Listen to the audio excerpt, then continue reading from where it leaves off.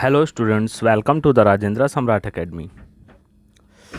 इस वीडियो में हम कवर कर रहे हैं क्लास 10th का NIOS का चैप्टर है जो जनसंख्या हमारा प्रमुख संसाधन, चैप्टर 14। अभी तक हमने लगभग 13 चैप्टर कंप्लीट कर लिया है, तो अब 14 चैप्टर पे आते हैं। जनसंख्या हमारा प्रमुख साधन कैसे है, इसके बारे में हम जानते हैं। इसमें किसी देश में निवास करने वाले लोगों की कुल संख्या जनसंख्या कहलाती है। किसी भी स्थान पे, जैसे कि या देश में, देश की बात की है, या किसी पर्टिकुलर स्थान पे अगर जितने लोग रहते हैं ना, उन्हीं को क्या कहते हैं, उस जगह की जनसंख्या कहते हैं। अब चाहे फिर कोई गांव हो या राज्य हो या देश या फिर देश हो। भारत में हर 10 वर्षों में इसकी गणना की जाती है। भारत में हर 10 साल पे इसकी जनगणना की जाती है, लेकिन अभी जब से कोरोना लगा है, कोरोना आने की वजह से क्या हुआ कि अभी 2021 में इसकी जनगणना होनी थी लेकिन नहीं हो पाई जी, और अभी फ्यूचर में होगी। 2011 की जनगणना चलती है। प्रशिक्षित, विकसित, उत्पादक तथा स्वस्थ मानव संख्या देश की संपत्ति है। प्रशिक्षित जो जैसे पढ़े लिखे लोग होते हैं, विकसित लोग होते हैं, उत्पादकता मतलब जैसे कि कोई अच्छा काम कर सकते हैं, कंपनी है, बिजनेसमैन है, या फिर किसान वगैरह हैं, ये सब क्या हैं। और स्वस्थ मनुष्य क्या है, ये देश की संपत्ति के रूप में जाने जाते हैं। यह संपत्ति सबसे बड़ा संसाधन है। लोग जो हैं वो क्या है, देश की सबसे बड़ी संपत्ति है, संसाधन है, क्योंकि संसाधन मानव द्वारा विकसित किए जाते हैं। और जो पढ़े लिखे लोग हैं वही जैसे इंजीनियर बन गए, डॉक्टर बन गए, तो ये क्या करते हैं, नए नए संसाधन विकसित करते हैं। इसीलिए हमारी विशाल जनसंख्या को राष्ट्र के एक बड़े संसाधन के रूप में परिवर्तित करने के लिए अत्यधिक प्रयास की आवश्यकता है। और इसीलिए क्या कोशिश की जाती है, जो हमारी इतनी बड़ी जनसंख्या है, इसको एक संसाधन के रूप में विकसित करने की सबसे ज़्यादा कोशिश है। अब ये कैसे परिवर्तित होंगे, जैसे ज़्यादा से ज़्यादा लोग अच्छे पढ़े लिखे होंगे, अच्छे उनके पास हुनर होगा, तो वो क्या देश के हित में काम आएंगे। बहुत सी सुविधाएं जैसे कि परिवहन, संचार, ऊर्जा, शिक्षा, स्वास्थ्य सुविधाएं, सिंचाई, खनन, उद्योग मानव द्वारा ही विकसित किए जाते हैं। यह सभी मानव के दिमाग के उत्पाद हैं। इन्होंने हमारे जीवन को हर तरह से सुखद बनाया है। इसलिए अधिक से अधिक लोगों को सुशिक्षित मानव संसाधन में परिवर्तित करने के लिए सरकार को काफ़ी अधिक निवेश करना होगा। अब ज़्यादा से ज़्यादा क्या कह रहे हैं कि इन लोगों को ज़्यादा से ज़्यादा लोगों को शिक्षित करना, उनको एक तरह से टैलेंटेड बनाना, एक तरह से मतलब अगर कहा जाए तो उन्हें कि स्किल, कोई ना कोई उनके अंदर स्किल डेवलप करना, ये सरकार का क्या है कि एक सरकार का प्रथम कार्य होगा कि अपनी देश की जो जनसंख्या हैं, जो लोग हैं, उनको ज़्यादा से ज़्यादा क्या शिक्षित किया जाए, उनको अच्छे से अच्छे टैलेंट, मतलब अच्छे से अच्छे गुण, या और भी मतलब जो रोज़गार वगैरह उनको दिया जाए, उनके ऊपर निवेश किया जाए, ताकि अच्छे से वो क्या कर पाएँ, अपने देश के लिए या अपने राज्य के लिए सहयोग दे पाएँ। देखो, जनसंख्या जो है, जनसंख्या का वितरण होता है, जनसंख्या घनत्व भी है, जनसंख्या वृद्धि, जनसंख्या संरचना।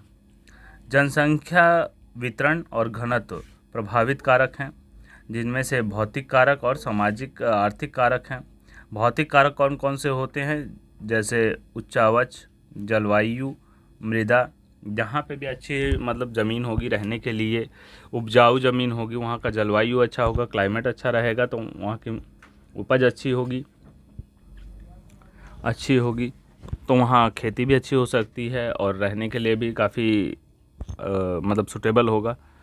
अगला है सामाजिक आर्थिक कारक। क्या है, औद्योगिकीकरण, परिवहन व संचार। अब जहाँ पे औद्योगिकीकरण ज़्यादा होगा वहाँ जनसंख्या ज़्यादा रहेगी, क्योंकि उन्हें रोज़गार मिलता है। जैसे शहरों में फैक्ट्रियाँ वगैरह पहले जैसे लगने शुरू हुई, तो गांव देहात से मज़दूर लोग क्या करने लगे, वहीं आके रहने लगे, और उन्हें काम पे टाइम पे जाना था तो फैक्ट्रियों के आसपास ही बसना शुरू कर दिया, तो धीरे धीरे शहरीकरण होने लगा। जैसे कि इसमें दिया शहरीकरण में क्या होता है, जन्म दर, मृत्यु दर, प्रवासन, सामाजिक, आर्थिक। ठीक, जैसे कि अब जन्म दर हो गया, 1000 बच्चों में कितने जिंदा हैं, 1000 बच्चों का अगर जन्म हुआ है तो उसमें से कितना जिंदा है तो उनको जन्म दर, और 1000 में से कितने मर गए तो वो मृत्यु दर। प्रवासन मतलब कहीं से दूसरे राज्य से दूसरे राज्य में जाना, दूसरे जैसे एक स्थान से दूसरे स्थान पे वो जाके अपना रहन सहन करने लगे, वहाँ पे अपना निवास कर ले तो वो प्रवासन हो जाता है। सामाजिक और आर्थिक, सामाजिक सुविधा अगर सही है और वहाँ पे उन्हें 2 पैसे कमाने की भी सुविधा है तो वो सामाजिक और आर्थिक में आ जाता है। जैसे अशिक्षा हो गई, इसमें शिक्षा और का निम्न विस्तार, स्वास्थ्य व पोषण का संतोषपूर्ण स्तर, जैसे कि स्वास्थ्य और शिक्षा उसका स्तर है असंतोषपूर्ण। पहले के क्या होता कि कुपोषण के ज़्यादा शिकार हुआ करते थे, पहले उन्हें खाने के लिए भोजन नहीं टाइम पे मिला करता था, गरीबी इतनी ज़्यादा थी कि मतलब ना ही शिक्षा हो पाती थी, ना ही उनके स्वास्थ्य के लिए और ना ही उनके आर्थिक मतलब रोज़मर्रा की ज़िंदगी के लिए 2 पैसे कमाने की भी सुविधा हो पाती थी। तो यही सब मिला के गरीबी कारण थी। आगे चलते हैं, ये सब कारण जनसंख्या में है। और यहाँ देखो दूसरा क्या है, ये जनसंख्या वृद्धि का था। जनसंख्या संरचना, आयु संरचना अलग होती है, लिंग संरचना अलग होती है, शहरी और गांव की संरचना अलग है, साक्षरता अलग है, ये सब अलग अलग हैं। और ये थी हमारी जनसंख्या वृद्धि वाली, इसमें इतने कारण थे। ठीक, आगे चलते अब हम भारत की जनसंख्या नीति। भारत की जो जनसंख्या नीति है 1952 में भारत दुनिया का पहला देश बना जिसने राष्ट्रीय जनसंख्या नीति अपनाकर परिवार नियोजन पर बल दिया। भारत ऐसा पहला देश था जिसने 1952 में परिवार नियोजन पर ध्यान दिया। कार्यक्रम का उद्देश्य जन्म दर को कम करना था, जैसे कि जनसंख्या बढ़ती हुई जनसंख्या को एक सीमित करना था, ताकि उनको हर सुविधाएं दी जाए, शिक्षा दी जाए, उनको पोषण का भी ख्याल रखा जाए, उनके मतलब नौकरी, अगर जनसंख्या ज़्यादा होगी तो उतने में ही अगर देश के में अगर आर्थिक तंगी आ रही है तो फिर जनसंख्या भी क्या होगी, भूखे मरने की नौबत आने लगेगी। राष्ट्रीय जनसंख्या नीति 2000, अब उसके बाद आती है आपकी जो 2000 की जनसंख्या नीति थी। आर्थिक और सामाजिक विकास का उद्देश्य लोगों के जीवन में गुणात्मक सुधार करना, उनके कल्याण में वृद्धि करना, समाज में लोगों को सुअवसर व विकल्प प्रदान कर उन्हें उत्पादनकारी परिसंपत्ति के रूप में विकसित करना। मतलब अगर उनको जैसे कहा जा सकता है कि लोगों को गुणात्मक सुधार करना, उनके अंदर क्वालिटियाँ बढ़ाना, कल्याण में वृद्धि करना, समाज में लोगों को मतलब एक ऑप्शन देना, उन्हें एक अवसर देना कि ताकि वो कुछ काम कर पाए। अपॉर्चुनिटी एक तरह से कहा जाता है। जैसे लोगों को अगर जो जितने पढ़े लिखे हैं उसके हिसाब से उन्हें काम देना, मतलब बेरोजगार ना कोई रहे, सबको अगर रोजगार मिलेगा तो वो अपने विकास के लिए ही ध्यान करेगा। इसी नीति का दीर्घकालिक उद्देश्य 2045 तक सतत आर्थिक विकास, सामाजिक विकास और पर्यावरण संरक्षण के साथ एक स्थिर जनसंख्या प्राप्त करना है। 2045 तक ये चाहते हैं कि एक स्थिर जनसंख्या प्राप्त हो जाए। जैसे अभी इनका नारा क्या है कि एक जो छोटी फैमिली है उसमें क्या हो, हम 2 और हमारे 2, मतलब 2-2 करके ही फैमिली चलेगी। जैसे कि एक तरह से अगर देखा जाए कि अगर परिवार में 6 लोग हैं, अब जिस तरह से अगर परिवार में 6 लोग हैं, जैसे ग्रैंड पेरेंट्स हो गए, ये पेरेंट्स हो गए और एक सिस्टर एंड ब्रदर में हो गए, तो इसमें से एक तो चली जाएगी और एक आएगी, तो फिर क्या परिवार में पूरा 6 के 6 ही बने रहेंगे। और इधर से बुज़ुर्ग अगर चले गए तो फिर आगे जनरेशन 2 बढ़ी तो फिर ये 6 के 6, मतलब एक नॉर्मल फैमिली बनी रहेगी, जिससे क्या है कि 6 के 6 लोग एक परिवार में रहेंगे और ये हमेशा चलती जाएगी।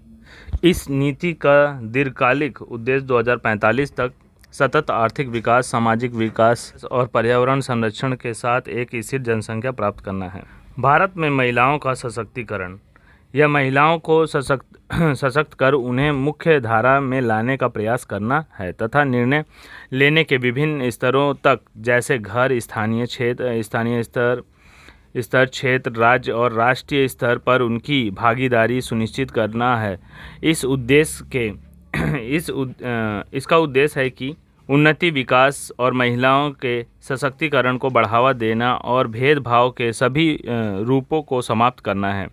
यह कदम उनके जीवन भेदभाव के सभी रूपों को समाप्त कर जीवन को गतिविधियों के सभी क्षेत्रों में उनकी सक्रिय भागीदारी सुनिश्चित करेगा। अब ये क्या करता है कि अगर महिला सशक्तिकरण होता है तो उन्हें शिक्षित बनाना, उन्हें कुशल बनाना, एक मतलब किसी कार्य के लिए उन्हें नई नई तकनीक सिखाना, तो इससे क्या होगा कि महिलाओं में भी दृढ़ता आएगी। जब उनका शिक्षा स्तर बढ़ेगा तो अपने आप ही धीरे धीरे उन्हें क्या है कि और आगे बढ़ने की इच्छा होगी। तो ये बहुत ज़रूरी है। अब आधी अगर देखा जाए तो एक देश की आधी जनसंख्या अगर अनपढ़ है और आधी पढ़ी लिखी है तो आधा तो फिर गरीबी में ही जाएगा ना। और इधर अगर पुरुष जनसंख्या अगर पढ़ लिख लेती है लेकिन फिर भी क्या होगा, ये बराबर हो जाएगी, क्योंकि आधी जनसंख्या पढ़ी लिखी है और आधी अनपढ़ हो जाएगी। तो यहाँ एक कमाएगा दूसरा खाएगा, तो इससे कोई फ़र्क पड़ने वाला नहीं है। आर्थिक स्थिति फिर भी वहीं रहेगी, कुछ परसेंट खाली सुधर सकती है। लेकिन अगर दोनों ही लोग मिलकर सहयोग करें तो क्या होगा, देश तरक्की करेगा। इसी के साथ आपका चैप्टर जनसंख्या चैप्टर ख़त्म होता है। ये 2 क्वेश्चन हैं लगभग, नोट कर लेना।